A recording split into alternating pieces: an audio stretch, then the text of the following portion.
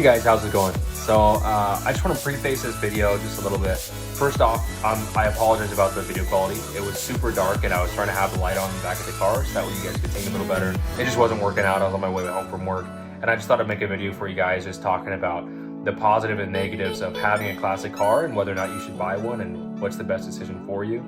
But I hope it doesn't deter you guys from watching the video. I will work on video quality in the future. As I get some more equipment and stuff. But for now, this is what you guys get. So I hope you guys enjoy it.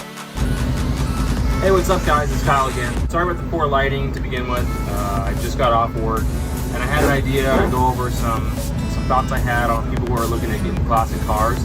I got to talk about fuel economy. You're not looking at 45 miles per gallon in a classic car like you are these days in a Honda Civic. Just know that when you get in a classic car, it's going to be something that's a lot less fuel efficient. I drive a Chevy V8 and I get about 7 miles per gallon. Generally, you're looking around the 10 to 15 miles per gallon range, and that's not pretty to look at when you look at your bank account and see, especially if you got a long way to drive to and from work. So that's something to keep in mind, is that the fuel economy of these things really isn't that great. Another thing to think about is that the aftermarket availability isn't as high as I think a lot of people believe.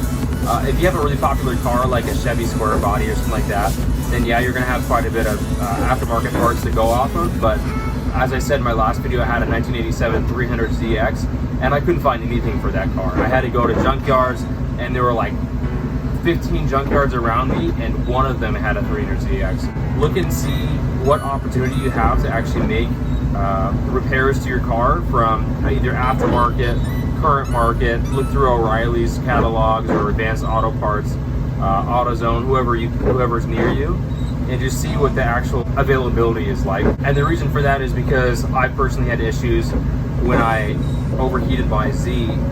I couldn't get any parts for it. So what I had to end up doing is I basically had to have somebody professionally solder the part together, and that wasn't good enough for it to work. I ended up having to sell the car. It was a huge, sad thing for me. To this day, I regret that decision, but overall, it was like I couldn't do anything else. I didn't have the skill or knowledge.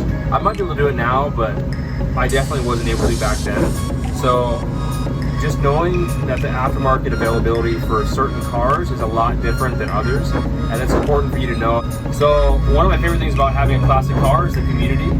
I'm on several Chevy Blazer forums in the area.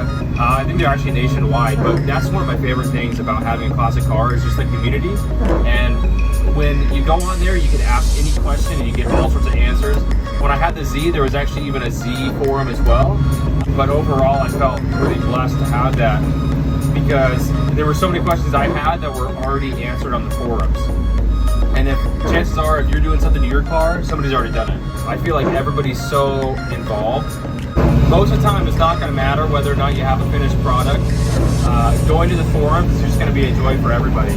I can't tell you how many times I've seen a completely rusted out K5 Blazer on the forums and people are just going wild, saying, oh, this is going to be such a cool project, all this stuff. And I think that's really a huge gain that you can have as a classic car owner, is that the people that you can surround yourself with are going to be so positive and so for your project that even when the hard times come and when the struggles come and you're like, man, I really don't know how to do this, or I don't know where this part's going to come from, or it often seems like it's too much work, you've always got these people in your back pocket just to say, you know what, I've been there and you can do it too.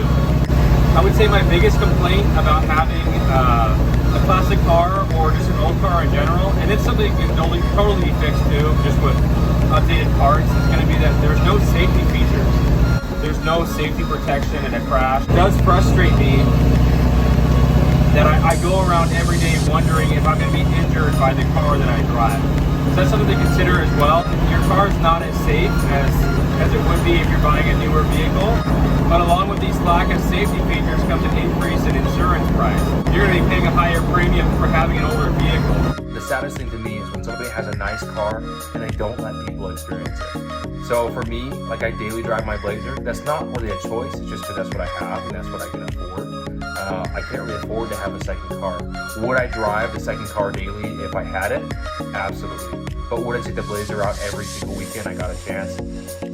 Of course. forced. It doesn't matter to me whether or not you have a broken down C10 or if you have a completely modified and restored 69 Mustang. Like, to me, as long as you're driving those and letting other people experience the glory that is cars, the awesomeness that is cars, and the community that surrounds cars, I think that you can make other people happy. The saddest thing that I see is when people they're too scared to take out their cars. I personally am too scared oftentimes just to take my car out to let people see it. It's got a squeak and I'm nervous. I've been trying to do better about getting together with other people and talking with other people. For me, it's scary that all it takes is just a little bit of perseverance and courage to really get yourself out there.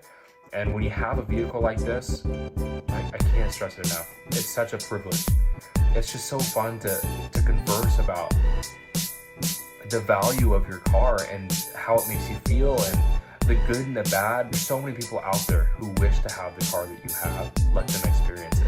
I really hope that this video helps you to choose whether or not you're going to get that car. I would say do it. Leave a comment. Let me know what kind of cars you guys are thinking about getting or what car you do have. I would love to talk with you about it. My Instagram is kyle.allen456. And please like, follow, and subscribe. I'll see you guys next time.